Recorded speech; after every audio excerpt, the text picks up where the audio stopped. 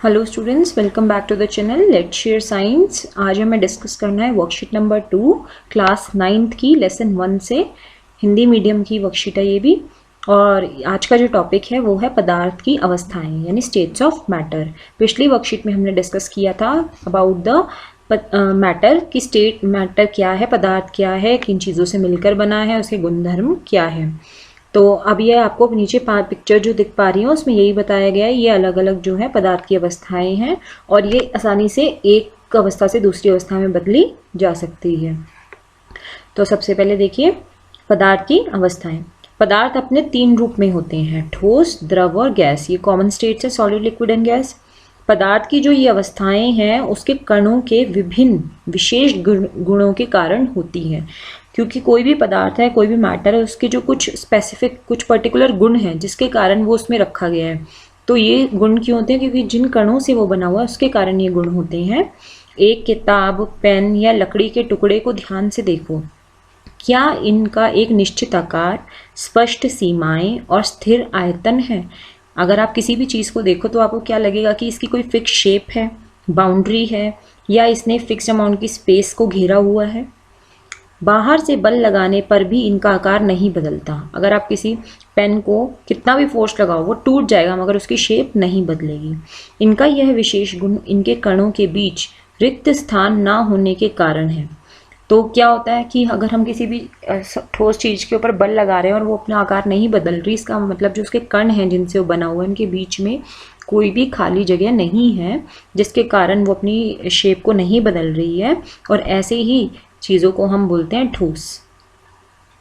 अब नेक्स्ट देखिए, पानी, दूध और तेल का भी अवलोकन करें। अब आप पानी, दूध और तेल के कोई भी लिक्विड तरल चीज़ के बारे में देखिए। हम इन्हें जिस भी बर्तन में डाल दें ये उसका ही आकार ले लेते हैं। आपको पता है पानी को आप किसी भी बर्तन में डालो, कटोरी में डालोगे वो उसकी शेप ले लेगा, ग्लास में डालोगे वो उसकी शेप ले लेगा।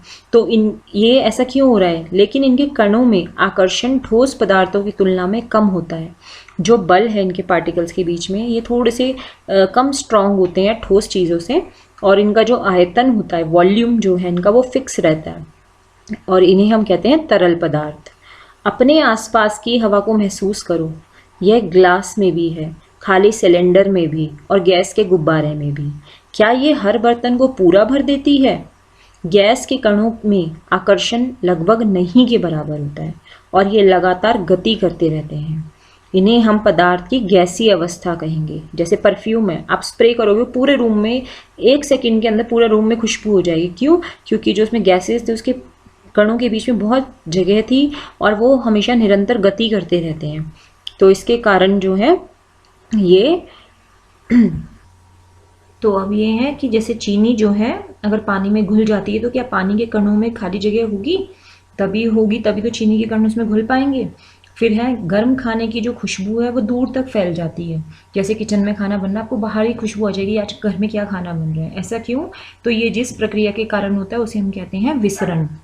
तो विसरण का मतलब यही होता है कि जब 2 विभिन्न पदार्थों के कणों का स्वतः मिलना ही विसरण कहलाता है। यानी जब 2 जो अलग अलग पदार्थ हैं जैसे कि उनके जो कण मिल गए, जैसे अब खाने के जो कण थे वो हवा के कणों में मिल गए, अब तो वो दूर तक फैल गए, तो इसे ही बोलते हैं विसरण।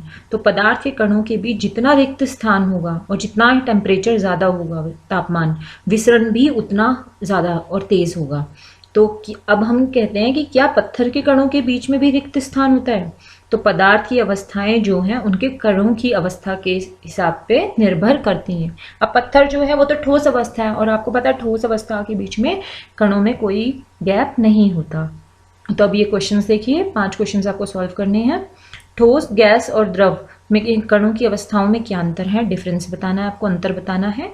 दूसरा, पानी में कुछ बूंदे स्याही की डालकर देखें, अपने परिणाम की समीक्षा करें। ऐसा क्यों हुआ? तो आपको ये बताना है कि जब आप डालोगे पानी में कुछ बूंदे स्याही की तो आपको क्या दिखाई देगा, वो आपको लिखना है। तीसरा है इत्र, यानी परफ्यूम की शीशी जब आप खोलते हो तो उसकी खुशबू चारों ओर फैल जाती है, ऐसा क्यों होता है। फोर्थ है ठोस, द्रव और गैस में अंतर बताने हैं कोई भी 3। और फिफ्थ है विसरण किसे कहते हैं, उदाहरण सहित समझाइए। तो ये क्वेश्चन आप सॉल्व करिए, डाउट्स होंगे तो हम डिस्कस करेंगे। Till then, thank you.